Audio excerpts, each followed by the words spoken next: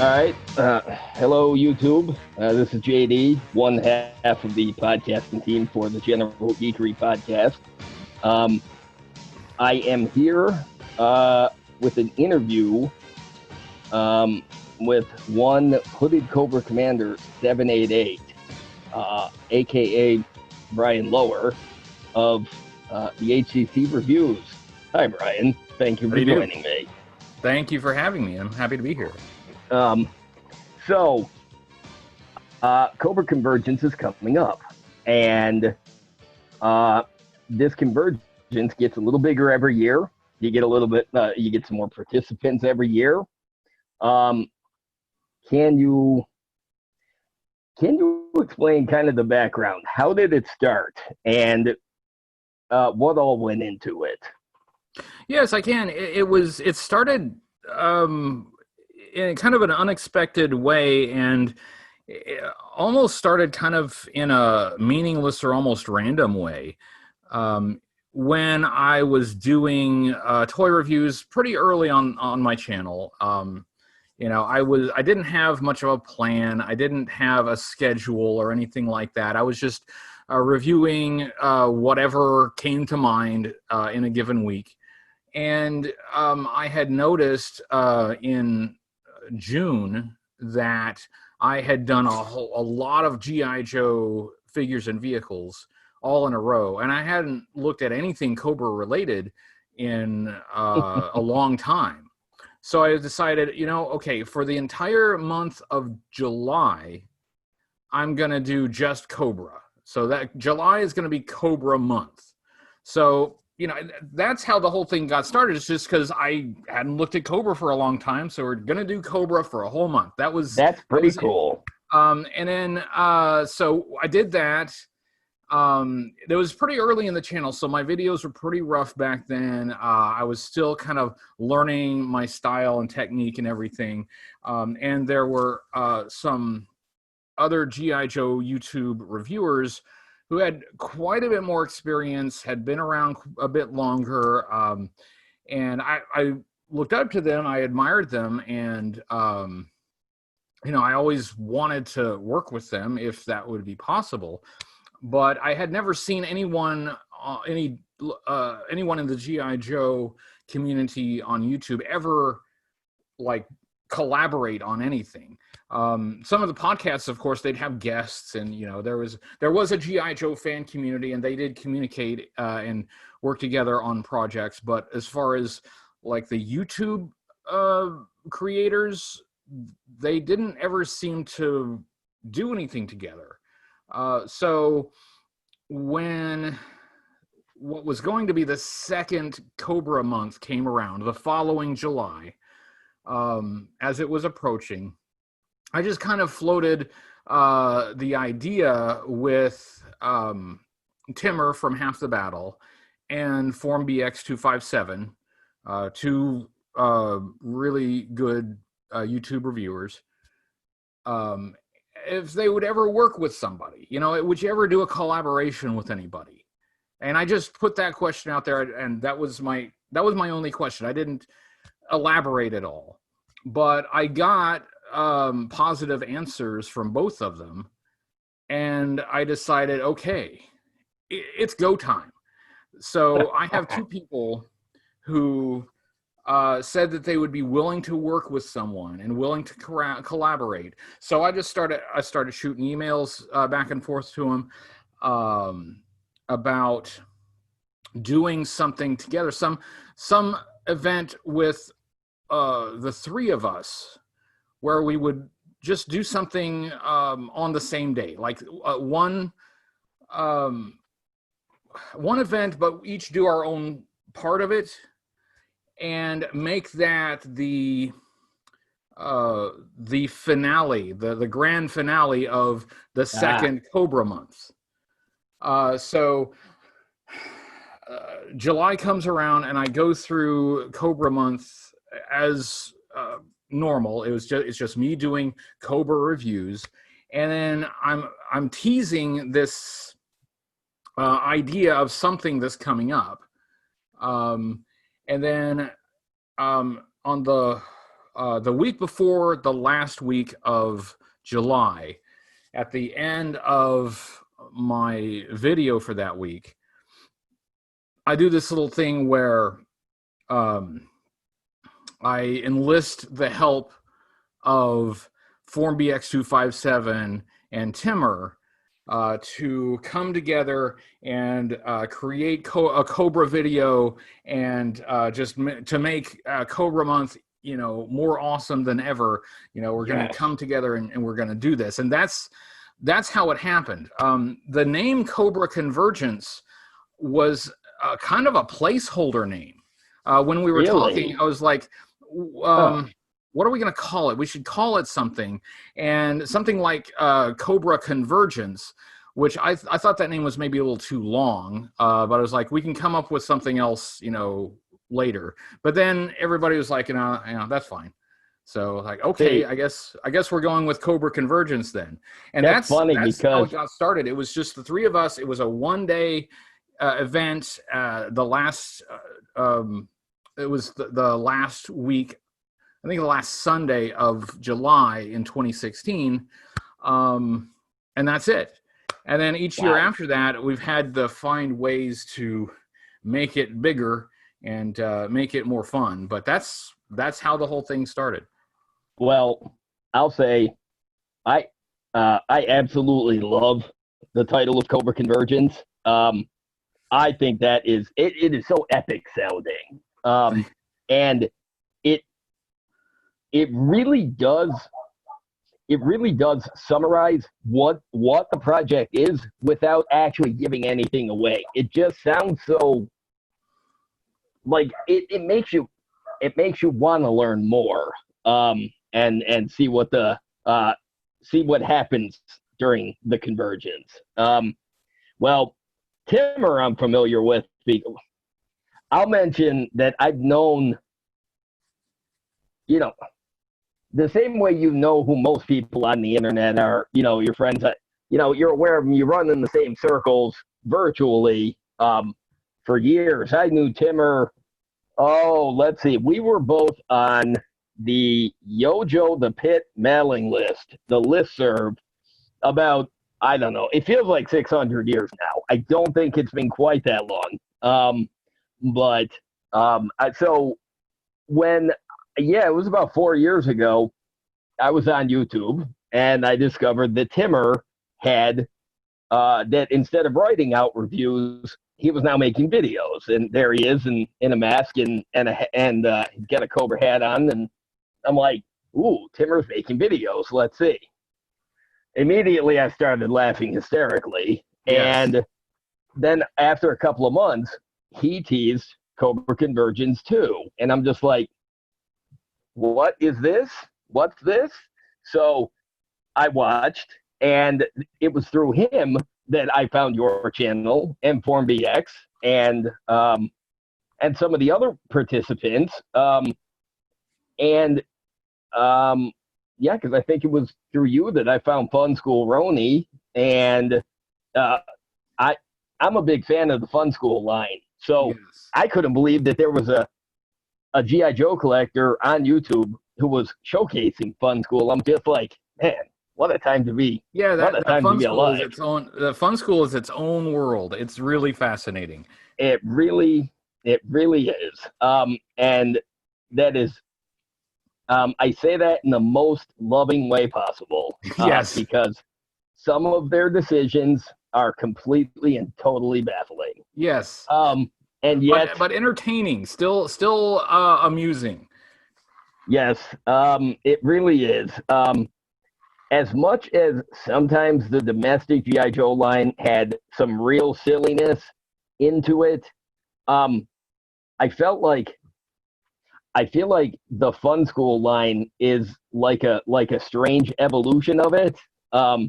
It gives a little bit of insight into the preferences of a completely other culture, and at the same time, it makes for alternate versions of figures that didn't necessarily get repaints in the U.S.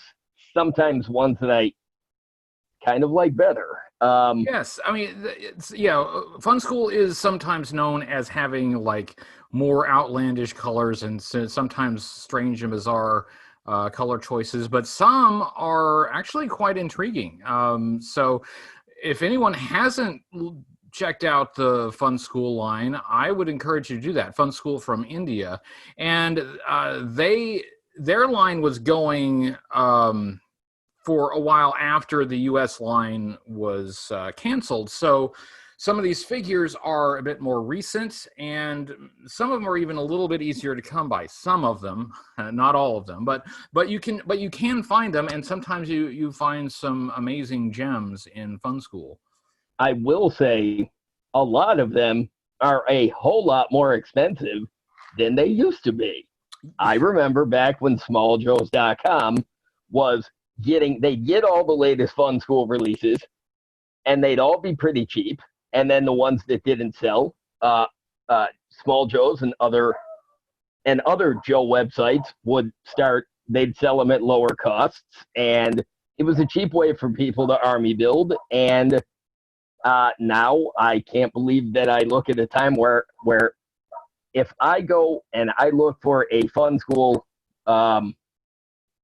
just about any Fun School figure, the later releases, because the early releases, those are notoriously hard to find. They were not distributed in the U.S. They were only so they're a lot harder to come by. But the last few years, they sent them, they started shipping them to the U.S. They're harder to get than they used to be, but it's more like they're a whole lot more expensive than they used to be. I remember when the Fun School Desert Fox was like $30 on Small Joe's, and I found one on eBay the other day for $135. Buy it now, and I'm like, haha, no. I want it. Not that bad. I think some Joe collectors are starting to really seriously look at Fun School and actually kind of look at it as an alternative to maybe some U.S. releases. So I think people have gotten kind of turned on to Fun School. I think the demand is up for them.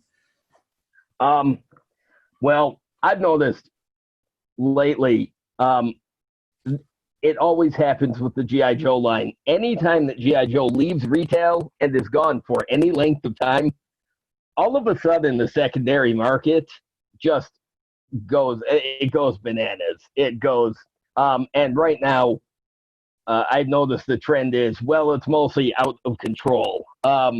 It's like the vintage stuff is expensive, and the modern stuff is expensive.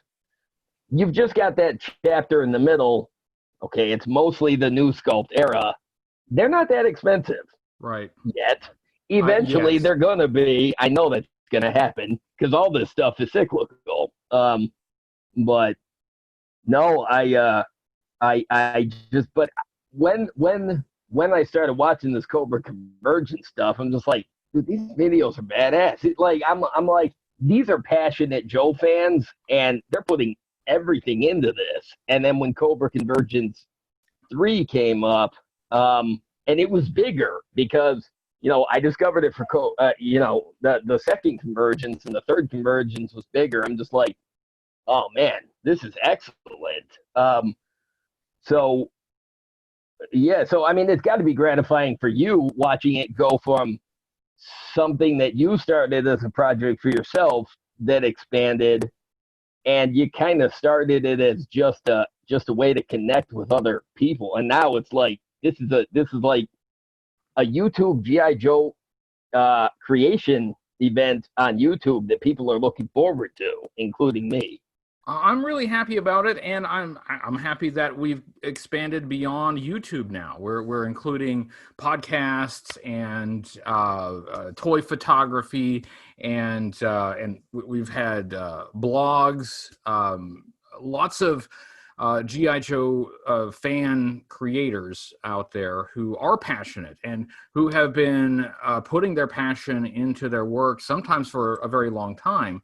And I wanted to remind people in the G.I. Joe fan community that, even though there wasn't really anything going on with G.I. Joe at retail at the moment, there were still a lot of fans out there and there was still a lot of stuff being created by people who really care. And I wanted everybody to see it. I kept saying, this is a great time to be a G.I. Joe fan. There is so much out there. I mean, What's on Joe Mind, the podcast, they've been doing what they do for years. And they have this fantastic back catalog of episodes, and they're still going. G.I. Joburg from South Africa. I've met those guys, hung out with those guys, been on their show. I'm a huge fan. They're great guys. Great show, great podcast. And on their YouTube channel, they've been creating these amazing little kind of stop motion videos, these action videos with the figures and toys that some of them are just mind-blowing and amazing what they're able to do. And you mentioned Fun School Ronnie and Form BX257, who's been doing G.I. Joe reviews a lot longer than I have. And there are a lot of people who are creating things just because they care about it. You know, not because they're working for Hasbro and making a lot of money on it. They're doing it just because they care. And when I see that, I think that comes through, and I think that's exciting. And I wanted the whole fan community to know about it. So that's what I think is that I'm most happy about. And I would kind of like to see the event carry on and kind of become bigger than me. And it doesn't necessarily have to always be like focused around my channel, because the community is much bigger than my channel, and there's still a lot more out there, a lot of really passionate creators to discover. And I would like for every year all of us to get together, like the whole community to get together and create something and enjoy something and have this time where we just bond over this this shared passion, and that's what I would really like. On my channel, I have my project is to review the vintage G.I. Joe toy line, just the U.S. releases, just from 82 to 94, and that's a finite set of things to review. So at some point, my project will be done. But I'd kind of like for the Convergence, if possible, to live beyond that. Well, but yours isn't going away anytime soon, because there's a lot of vintage stuff that you haven't covered yet, sir. Yes, there's a long way to go. Long way to go. several years left to go. Yeah. But even so, you know, it's there is still a beginning and an end to it. Right. Eventually, you will run out of stuff from the vintage U.S. release. Right. And after that, I don't. I still haven't decided what I will do with the channel after that. I may look at something else, or I may do something totally different, or I may just let it stop there. I really haven't decided. There is something that kind of appeals to me about having a whole project like completely done and kind of encapsulated within this internet website, and for somebody in the future to actually be able to see the whole thing from the beginning to the end. There's something about that appeals to me. So it's possible that when the project is done, I may just leave it there and find other ways to be a fan, because there are some things that I don't really have the opportunity to do very much because I am making videos all the time. So, I mean, I've wanted to like maybe try cosplay, maybe do some customs and things like that. I never have time to do any of that stuff. So I may look for other ways to be a fan when this project is done, but that is several years down the road. Not something I have to decide right away. Me, I do make customs. I've been doing it for years. I did cosplay one time.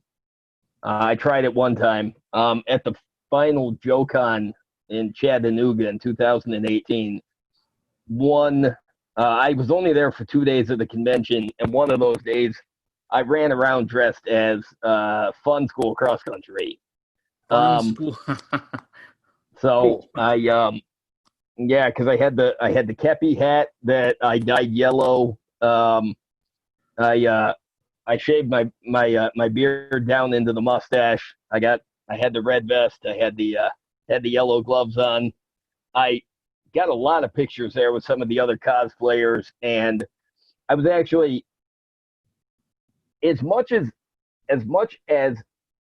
I mean, okay, obviously it's a G.I. Joe convention, so you are going to have a lot of knowledgeable fans, but I was still shocked at how many people recognized that I was I was not surprised I was recognized as cross country. I was surprised by how many people recognized me as Fun School Cross Country, and I was disappointed by the number of people that thought that I was dressed as Mario. I was not, in fact, Mario. Just because you see a fat guy with a mustache wearing red does not mean that he's Mario, people. Stereotypes hurt. That's hilarious. But so I mean, that was my one experiment. What I did, it was the last JoeCon, and I thought, well, if I'm ever gonna do this, this is the opportunity for it. But the conventions never last long enough. You never get a chance to talk to all the people you want to talk to, because this linear thing called time that forces everything to come to an end at some point, well, that sucks. But I mean, I did get to briefly meet you there. Yeah, because we were in the restaurant that was in the hotel where it was, because you were there hanging out the one night. And because I was hanging out with Tom Brooks and Bo Curley, and I think you were sitting at the table next to us. So, I mean, it was cool to hang out for a little while, but you always just wish that you'd get just give me a few more hours, enjoying all of this. But so how many of the people that do the Convergence stuff have you actually met in person? More than I ever thought that I would, actually. At JoeCon, of course, I met the G.I. Joe Bird guys. I met Kevin from SEO Toy Review. He was also there. He was there. In fact, now that you say that, I think he was sitting at the table with you. I think I got to meet him briefly too, so that was cool. Yes, he was. Yes, and Kevin is a really cool guy. Let's see, who else? I met. Oh, now I'm gonna blank on it, and people are gonna be really angry because I forgot who all I met. But at Joe Fest in Augusta last year, Augusta, Georgia. Joe Fest is sort of like the post JoeCon. It's unofficial, but it's a lot of the old JoeCon people go to Joe Fest because that's just kind of like the big. So we've kind of decided that that's the annual get together. It's the follow up.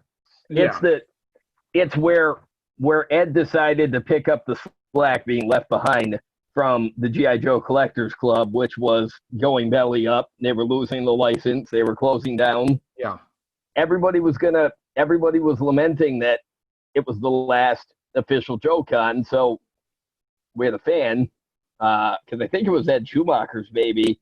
He decided, well, why should the fun stop? How about if we just create our own official convention? And wow, that's off to a heck of a start. It's just been a couple of years, and it's huge.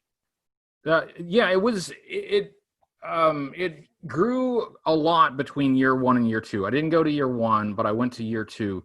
But they drew a crowd that was even too big for the venue that they got. They got a much bigger venue, and it still needed to be bigger. I got to. There's almost like a family of GI Joe fans that we have a reunion once a year. You have friends that you only get to see once a year, so you really look forward to that opportunity to reconnect with people, to catch up. But you're exactly right. It's like it goes by so fast. And I actually had a booth at Joe Fest, which is the first time I've done that. And I was at the booth so much, I barely got out to go see people. So I'd have to rely on people to come and see me. So, I mean, I feel like I saw a ton of people, but I still wasn't able to see and talk to all the people that that I really wanted to. But yeah, like for a couple minutes, I saw Mike Irizarry from What's on Joe Mind. I saw Kickley, who's an artist who does. I love his work. Yeah, he's I great love work. his art. He's got an Image comic book, but he also does a lot of Joe stuff. He was in Cobra Convergence. I saw him there.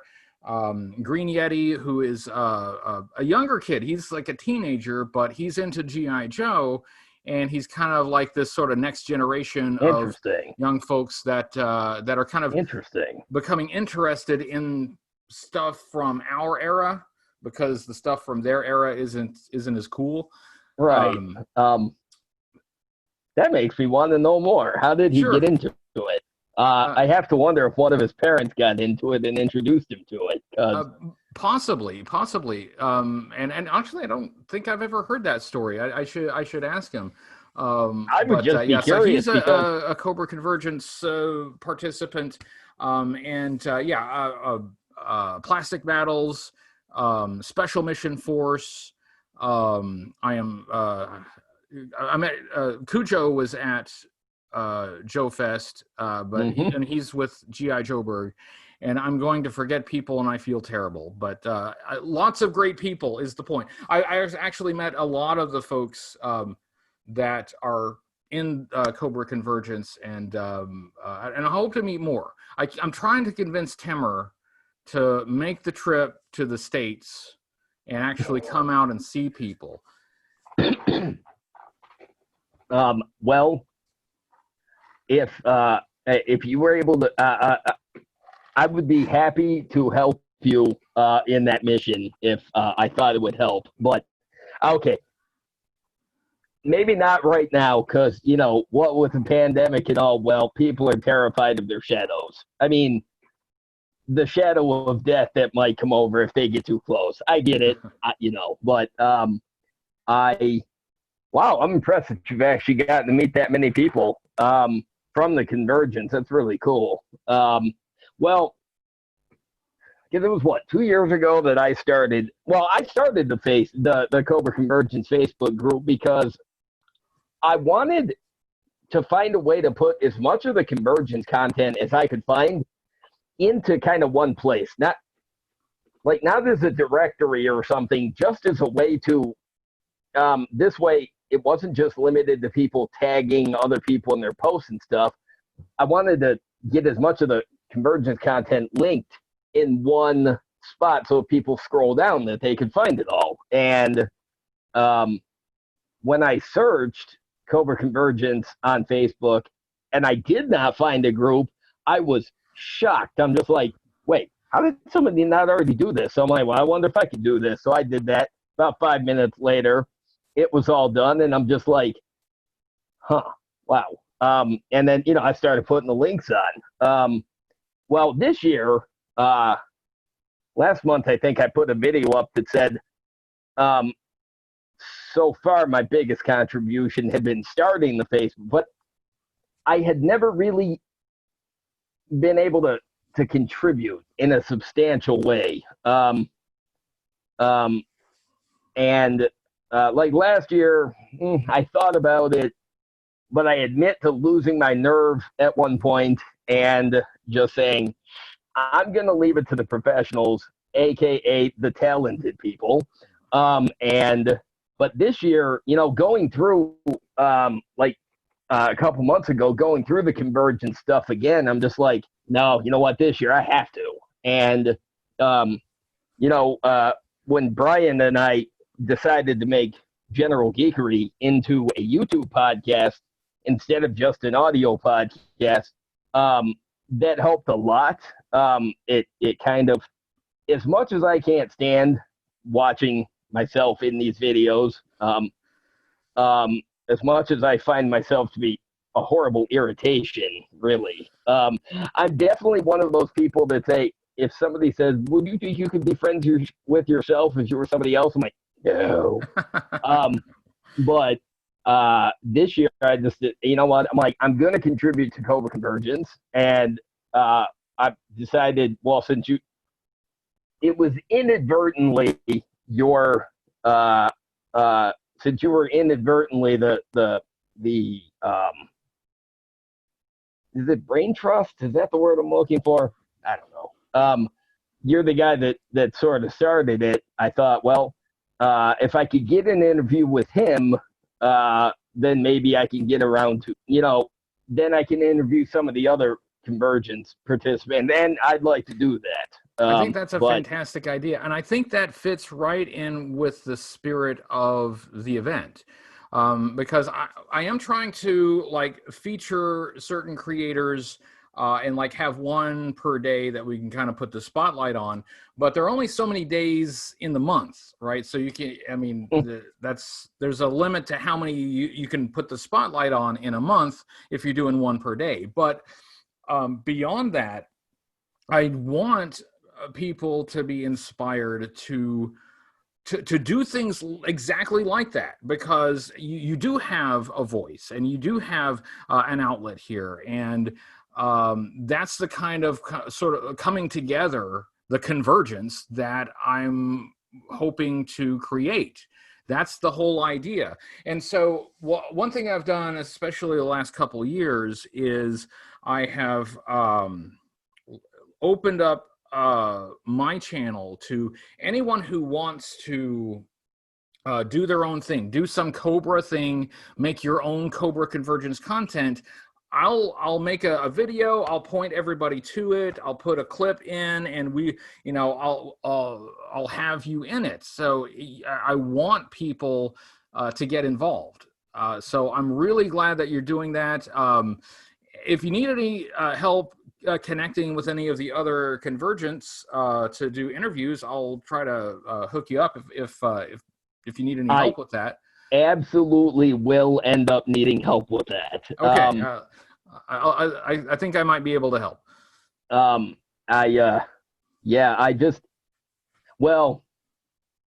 Because a couple weeks ago when I was going through some of Timmer's stuff, that's what I found the video where somebody had sent him a Cobra septic tank, and and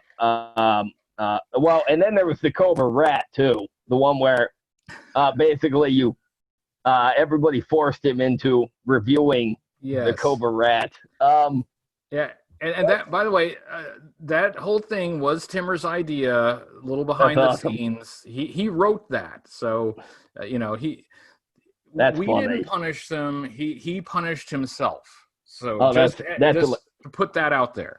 Well, I will say that his clever ruse had shined a spotlight on the rat that I hadn't realized all the joy that the rat might be. So that inspired me to buy one off eBay, and I got it, and I thought, well, other than just being basically an empty shell of plastic, it's kind of cool.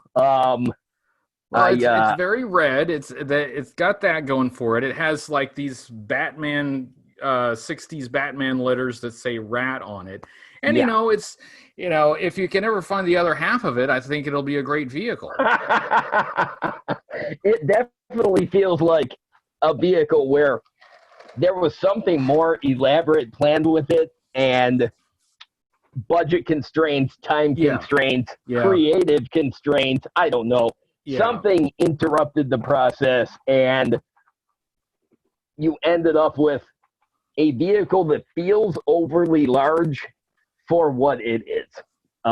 But yeah, I really appreciate when I watch these convergence videos, or these ones where the YouTubers team up and they do these skits back and forth, and it I decided, no, you know what, I want to showcase these people, I want to interview these people, and I want to show the people that are watching these videos, I want to give them a sense of who you all are personally, so they get just a better appreciation of, maybe a more well-rounded appreciation of the person that's putting, because it is definitely, clearly, there is a lot of passion there, and I love it. I mean, G.I. Joe is a lifelong love for me. I mean, I love Star Wars, and there's lots of other properties that I love. But in my heart and soul, G.I. Joe has always been the top of the heap for me, and always will. And I'm just so happy that there's so many other people out there that share the same passion for it.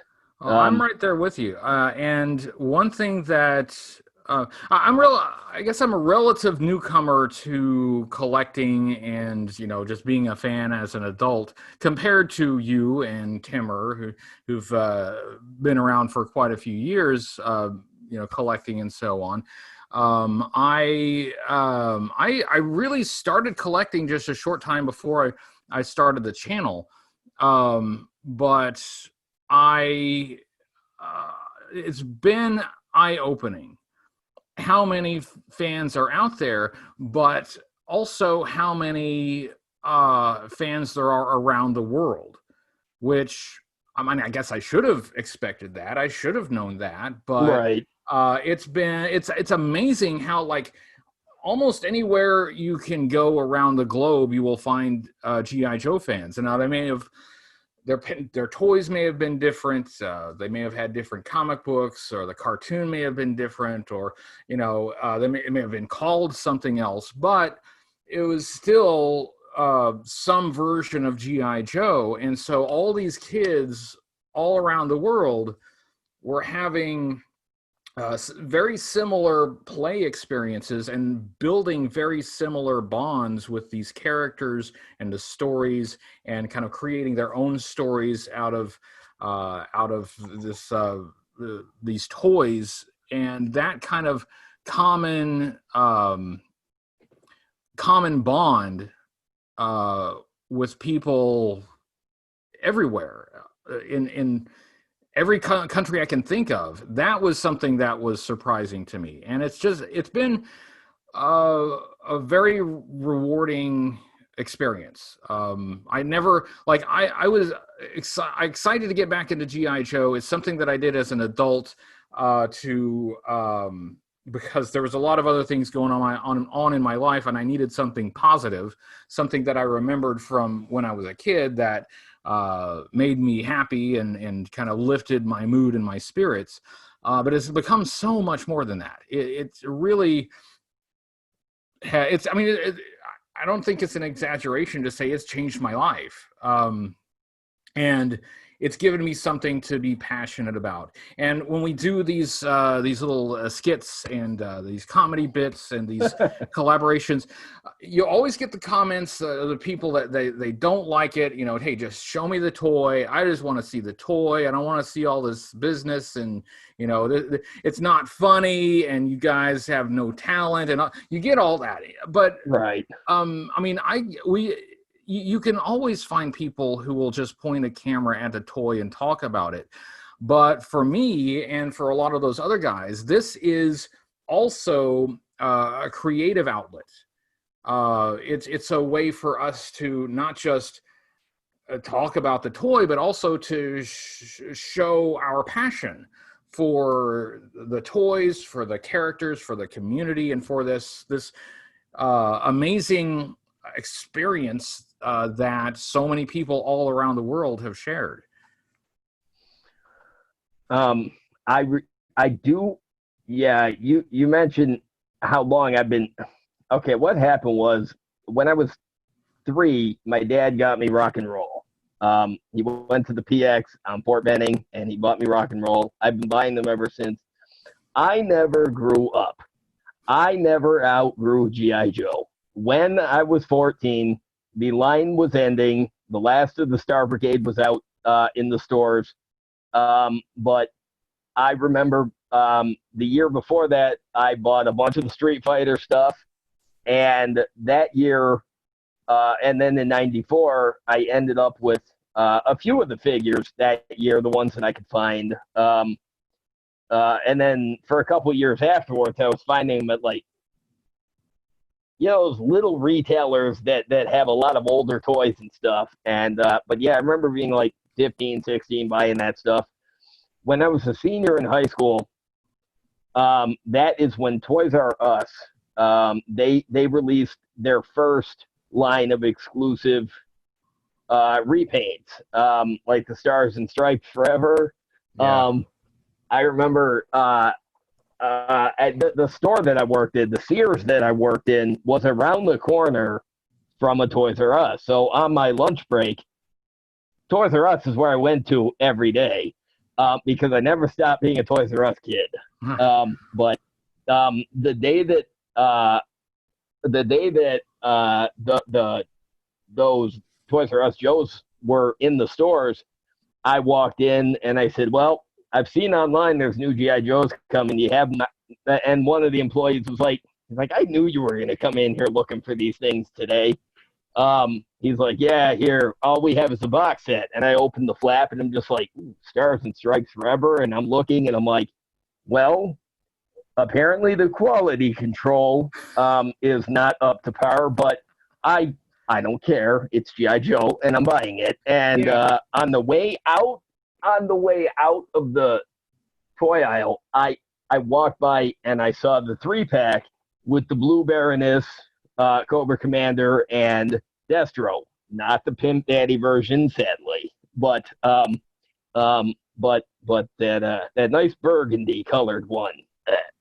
But somebody had just picked it up and like they just stuck it on like the video game shelf or something when they walked by, because that was the good old days where the video games were sold by tickets on those wire racks that you'd find them alphabetically, and you take this paper ticket, you go up to the desk and they get it out from under the counter for you, because they didn't have, well, I guess the theft protection wasn't advanced or something. I don't know. But I remember I walked out and I walked back to work with me. I had the Stars and Stripes set under one arm. I had a bag with my Cobras in the other arm. I got back to Sears. I went back to the sales counter and my coworker's like, "So did you find anything?" And I pulled it out. He's like, "I think I had these when I was a kid." I'm like, "No, these are new." He's like, "No, I had these." I'm like, okay. So I decided that was the start of my, I'm not going to argue. I'm just going to let him have his memory. And he looked and he did look. He's like, "I don't remember this Cobra Commander being blue." And I'm like, "Well, it didn't used to be. Now it is." But now, unfortunately, I really don't have any of that stuff anymore. And I go online and I look at it and I'm like, well, that's expensive. But I have noticed the irony in that as much crap as the Battle Corps and the Ninja Force and the Star Brigade took for years from the collectors who just or I should say collectively, just seemed to think that they were far inferior to the early release stuff. As much crap as those lines get, man, you can't get them cheap. Yeah, I tell you what's happening though. The kids who are a bit younger than me, and who were getting into G.I. Joe at about that time, for them that is their G.I. Joe. They didn't get that early stuff, and they are now reaching the age where they're getting into collecting, and that's the stuff they want. So there's a new generation of adult collectors coming in right now, and what they want those those Star Brigade. They want the Battle Corps. They want the Ninja Force, because that was GI Joe for them. So yeah, you're going to see those probably go up more as more kids from that era reach the age where they're starting to look back and starting to look at the things that they enjoyed, and that they're going for it. They're going for it. And there are some of those folks who are in Cobra Convergence at this point. We have some young cats, and by young I mean under 40. But we have some young cats, and they dig that stuff. They dig that Battle Corps.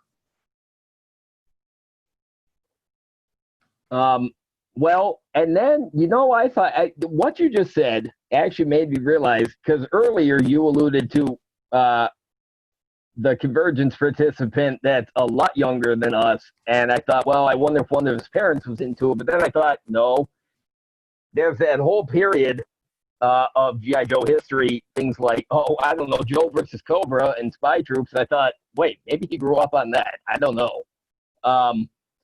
Because, I mean, you think about it, Transformers and G.I. Joe, in one form or another, have kind of always been in the stores. Sometimes it wasn't, sometimes the line was smaller. Sometimes it was in a different form, like Transformers had the Beast Wars and the Beast Machines and the animated stuff for a while. And sometimes G.I. Joe has been exclusive repaints, but yeah, they've kind of always been there.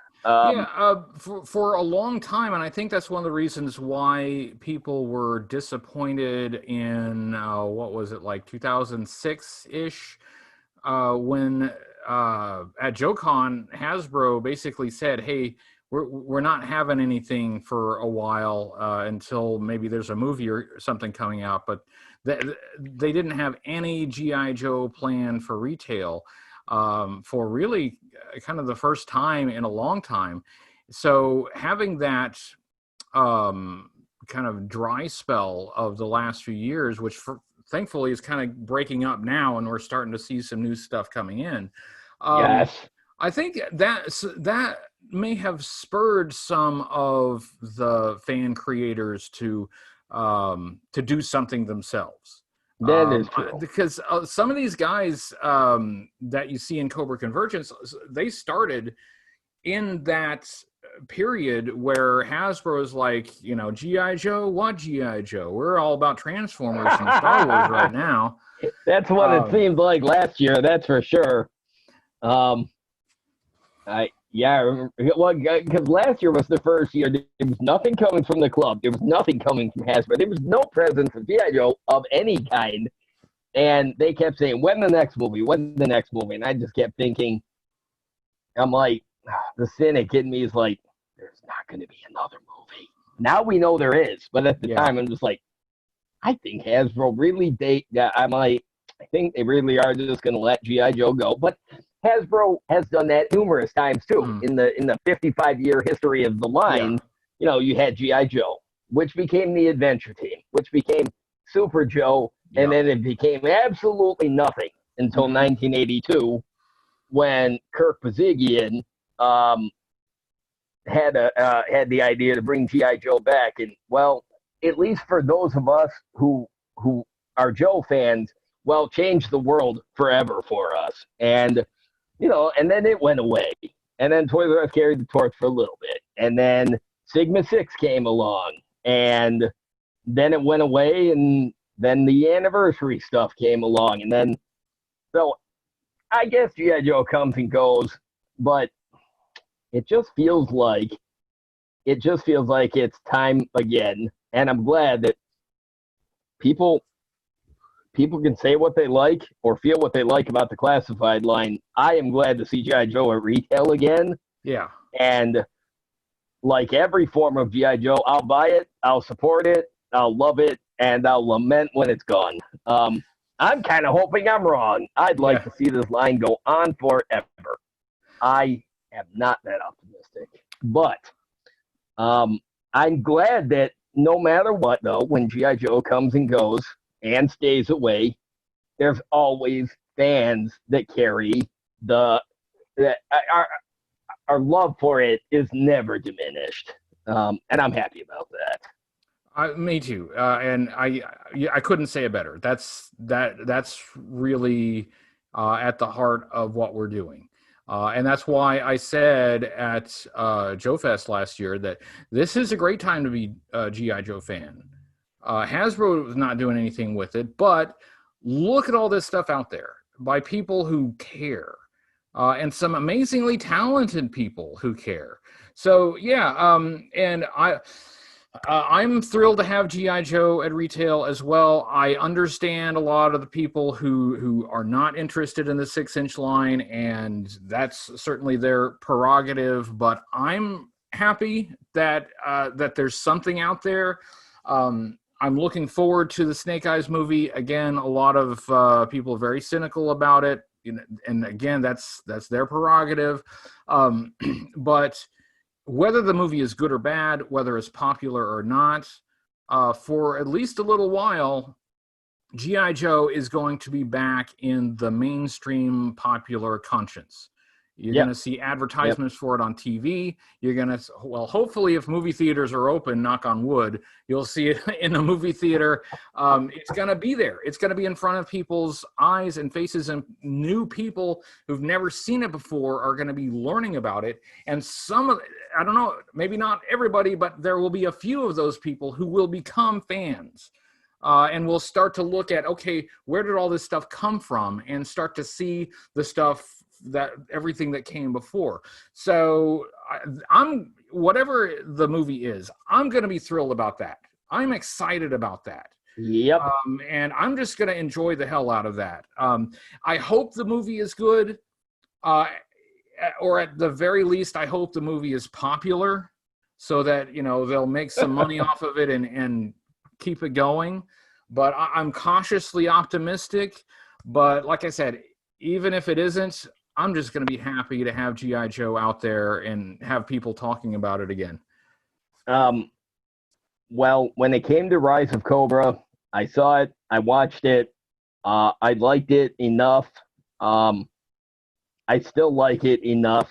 Then I saw Retaliation, and I saw it, I liked it enough. Next year, I will see Snake Eyes, and at the very least, I will like it enough. I mean, it might be great. It might be awesome. I just,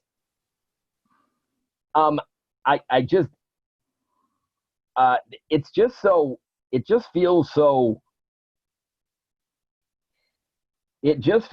disconnected from everything else. And I could be wrong. The content of the movie actually could easily show us that there's nods to everything with G.I. Joe. You know, there could be lots of stuff in there for us to chew on.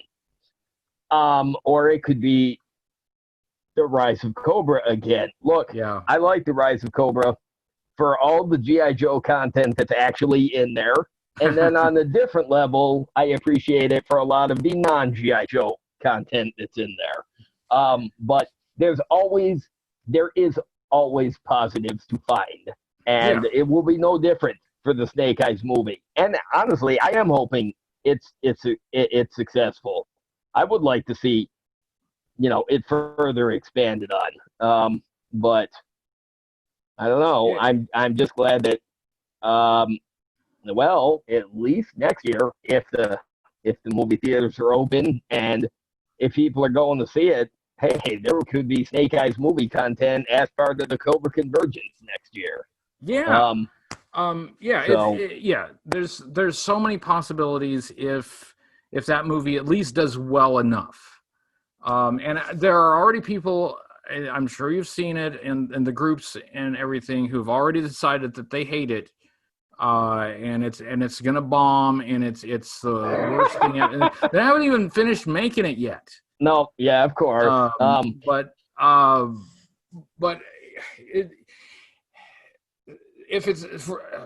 understand that some folks are very tied to a particular era of G.I. Joe, and I have my favorite era of G.I. Joe. I'm not shy about that, but I also don't think that like everything that's made about GI Joe has to be an exact, reflection on the era that I like, and Yeah. it's okay to do something new. And so what they're doing with the movie may not be exactly what every fan wants, but if it's successful enough, and if somebody can actually make some money on GI Joe, they will give you more GI Joe, and it's more likely they will give you something that will be more suited to your preference. But I mean, somebody got to make some money on GI Joe in order for that to happen. So the Yep. movie at least has to do well enough to give Hasbro and Paramount the idea that people want that, and maybe people want more of that, and maybe people want more kinds of that. So that's what I'm hoping for. I'm crossing all of my fingers, but I'm excited that. I mean, we've got a great fan community. I really love being a part of it. But I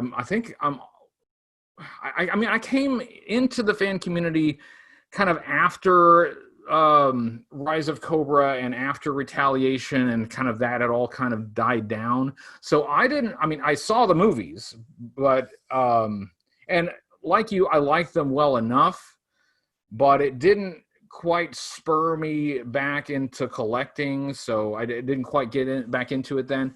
But I've not had the experience of having a major motion picture in the movie theaters and kind of being a part of the community when there's that kind of buzz. So I'm just going to enjoy it, and people don't like it, that's fine, but I'm going to have a great time. You know what?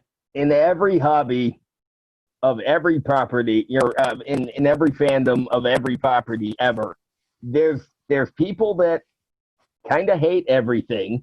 There's people that kind of love everything, and there's people that will support everything just for the sake of supporting it. And no matter what, there's always going to be the pre-haters who just, well, they hate it. Whatever it is, they hate it. It sucks. It's the worst thing ever. It sucks. And it's never going to not suck. And a lot of times they end up watching it anyways.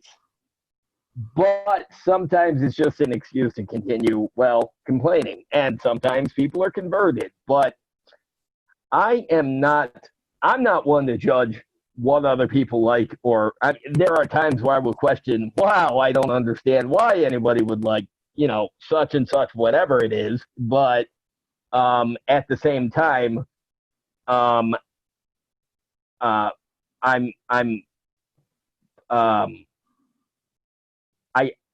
I always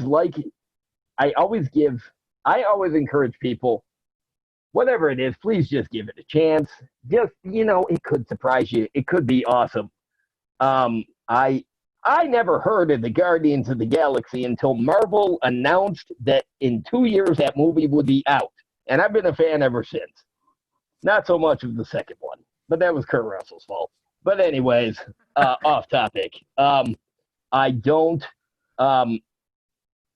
know what the next movie's going to be like. I know it'll be enough to get me to watch Rise of Cobra again. Here's the thing with Rise of Cobra. Does it feel like a G.I. Joe movie? Kinda. Parts of it. It does feel like a Stephen Sommers movie. And if you're a fan of his stuff, well, it's great when Stephen Sommers makes a movie and puts the G.I. Joe name on it, because Snake Eyes and Storm Shadow showed up in it. But I want people to just enjoy your hobby.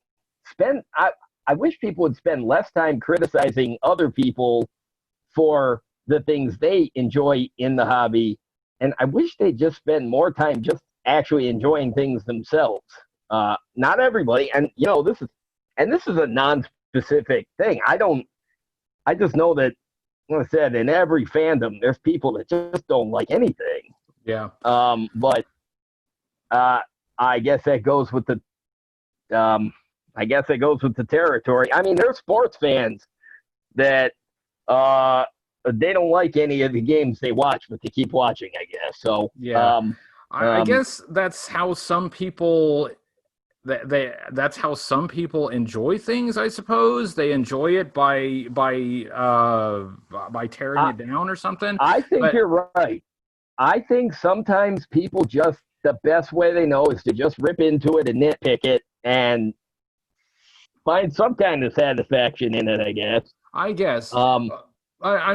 This is you've started a great conversation that I have to continue now. By the way, so let's continue on along those lines. You've sparked a good thread here. Let's carry. Let's pull that thread a little bit. As a reviewer, I've always felt that it's important to. There are two things that are important. I need to have the objective side of the review, where I'm just basically telling you what it is, without any value judgment at all. But the other part of the review is the subjective part, where I need to give my evaluation of it, and I don't like everything, but it's not important if I like it and you don't, or I don't like it and you do. And one thing that I've done, especially in recent years, is to remind people that, you don't have to. I'm not looking for everybody to agree with me. And you do get these people, like, if you like something that they don't like, or don't like something they do like, then you're deranged, because their opinion is somehow objective fact. Right. So yeah. I try to remind people, hey, we're reasonable people can disagree about this. I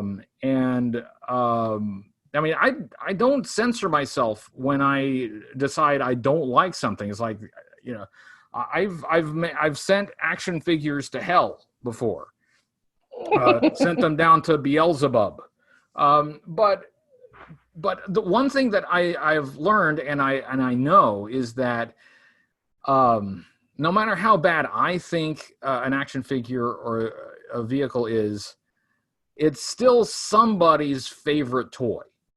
Somebody out there, and like there are ice cream soldier fans. I'm sure there are some folks out there, like the Cobra Rat was my favorite vehicle. I slept with it every night in bed with me, and and that's fine. I respect people for being able to form their own opinions and being able to enjoy something, even when somebody else doesn't have the same perspective. And you don't have to have everyone agree with you in order to keep enjoying it. So that's something that I've tried to reiterate.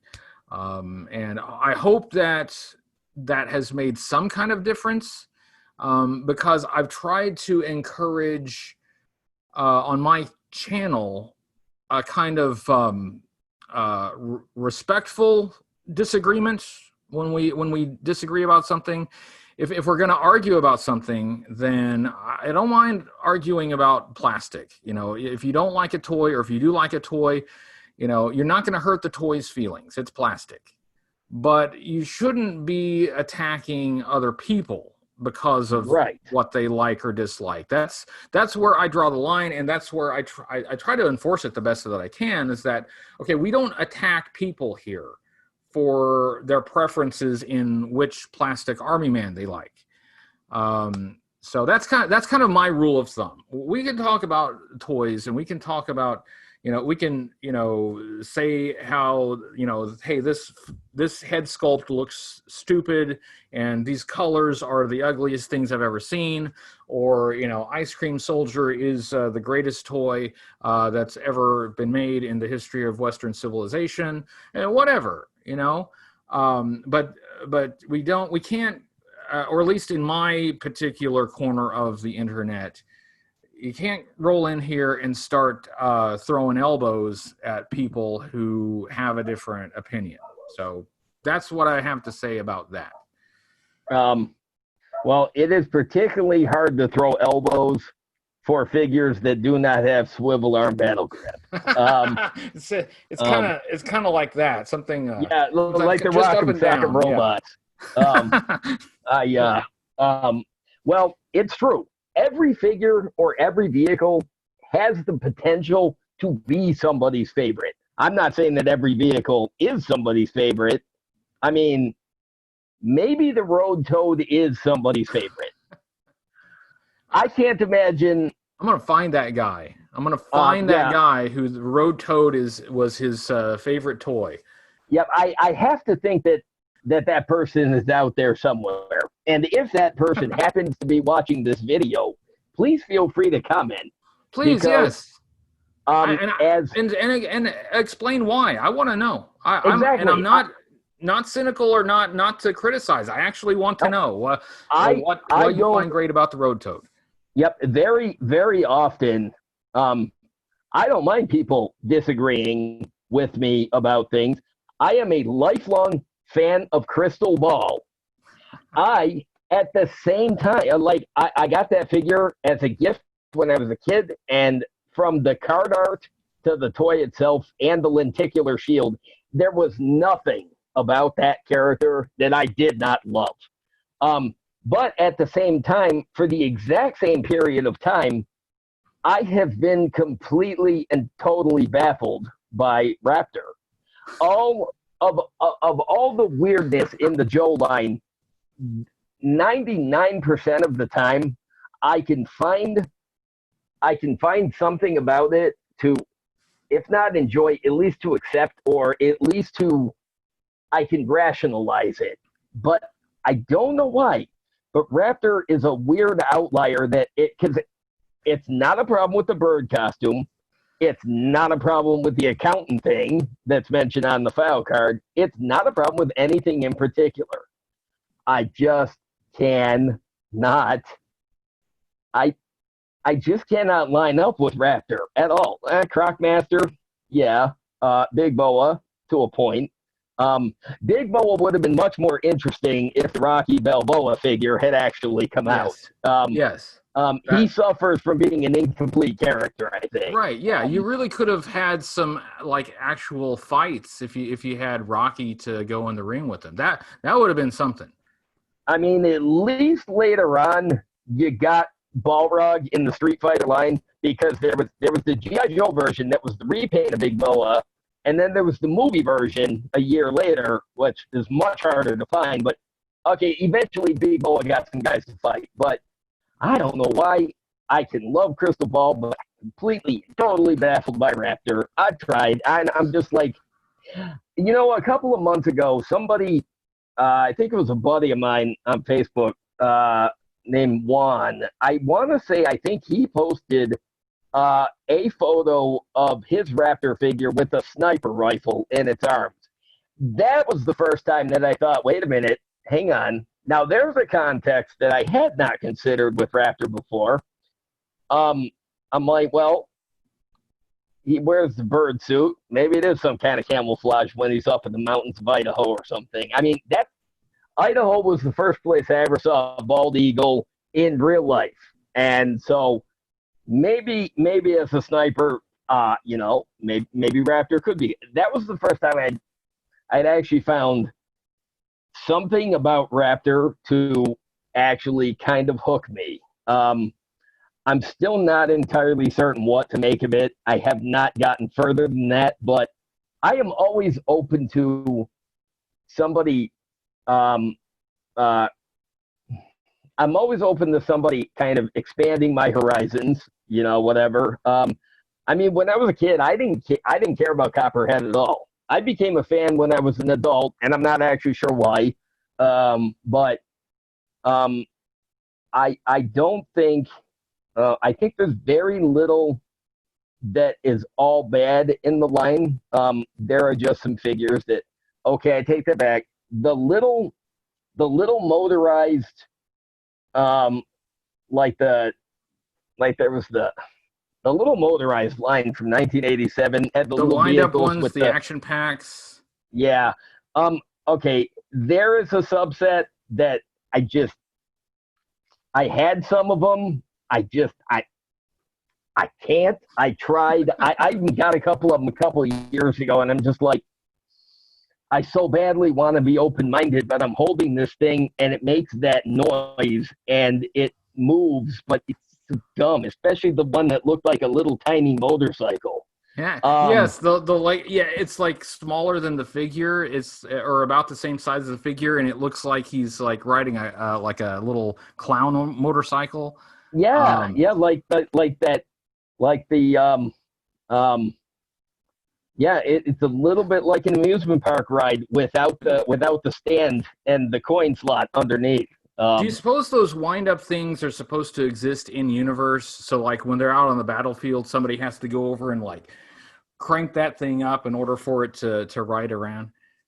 You know, I think if it was actually justified that way, I think that might actually get me on board. Or like the radar dish, if somebody has to go actually and actually wind that up, if nothing else, if they were to be able to broadcast that terrible noise over the battlefield, that might just, I don't know, irritate the fight into stopping. I'm not. So, like, yeah, sneak peek is like, hey, Lightfoot, wind me. And so Lightfoot's behind him going, Yeah, and then okay, you're ready, go. Yeah, and then suddenly the Iron Grenadiers all stop, and they're like, "What is that? Oh, God. Oh. But I'm not. Hang on one sec. Stop it. Hang on. Go.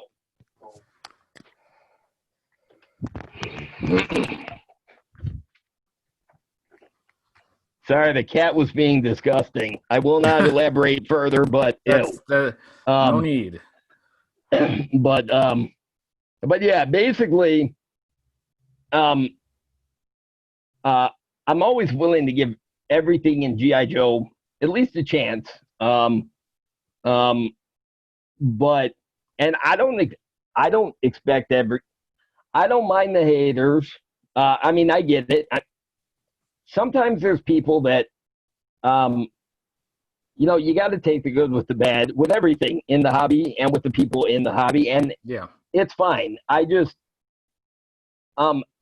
I just wish I could see more often people just stopping and breathing and just giving something a chance that maybe they hadn't considered before. I mean, I'm always gratified to see, like, when somebody posts online, like, oh, last year I kind of found an appreciation for the Star Brigade and I never liked it before. And that's cool. That's great. Maybe it turned you into a fan. I will add, it's better to like things than to hate things anyway. So, I mean, maybe I can't find a reason to like it, but if somebody can find something in that they enjoy, that's better than just going around, hating something forever. Well, coming from the same guy that is a Crystal Ball fan, I personally believe that the Shark is the worst vehicle in the history of the line. They redid it so like several times. They gave you a shiny one and they gave you a black one. Yep. I hate the Shark in every color scheme it's ever been available in.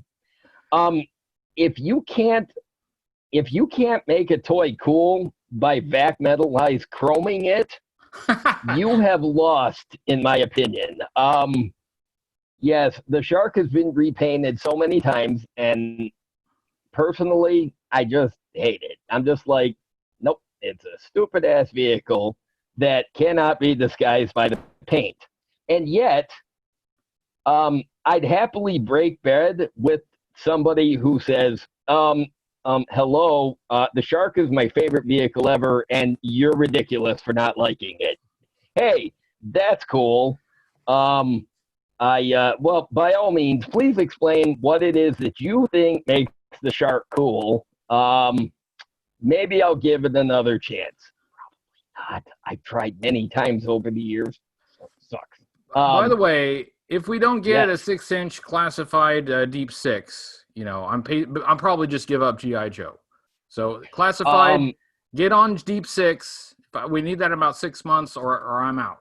Yeah. And I want both the diving suit version with articulation this time, Hasbro. No, he's got to do the robot. I thought for sure when the 25th anniversary version came out, it was finally going to have articulation, and then it didn't. I'm just like, what? But I want Deep Six. Let's have it in the diving suit and in the life preserver when he's up on the well. That would be awesome. Thanks. I always wanted a Deep Six figure exactly like that, because he had an outfit in the comic book. It looked like, it was designed and it was intended for him, almost as if there was supposed to be an action figure of that, but it never existed. I always wanted that. Yeah, instead we had to wait until 1989 to get a really cool diving suit version. And then there was the Eco Warriors version, which it's a fine figure. I'm still not convinced it was intended to be Deep Six in the first place, but I could be wrong about that. I would say that may be true of several figures in that era, where they got the name of like a pre-existing character, but is that really that person?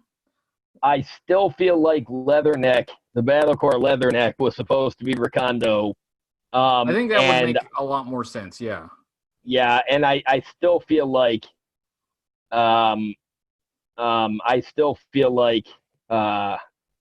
Deep Six from the Eco Warriors. It's just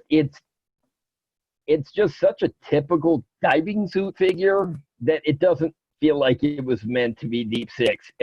In fact, if anything, the repaint of version 2 Deep Six that came in the bright green with the neon yellow helmet. Yeah. I feel like that makes a better Eco Warriors version than I can see that. The Eco Warriors version. But on my tattoo, my Deep Six Eco Warrior is version 2. Because I like that design better than the. Yes, folks, I have the G.I. Joe Eco Warriors tattooed around my arm. I'm that much of a nerd, and I'm proud of it. And Brian and I both discovered that we have the Arashikage tattoo. That's right. But anyways, I believe that we should have another interview after this. I'm going to let you go this time. And, I'll get some more interviews lined up with the Convergence participants. But for now, I'll just say HCC788, thank you for joining me for this interview. It was awesome to talk to you. It was a lot of fun. I enjoyed it, and will definitely do it again. Next time, we're going to have a Ninja Force celebration. Just saying. Okay, I'll get something ready. I'll be ready. I will buy a neon pink shirt so I look like the packaging for the Ninja Force. I'll work up something. I got an idea. I'll be ready. All right. Until then, everybody, thanks for watching, and Cobra.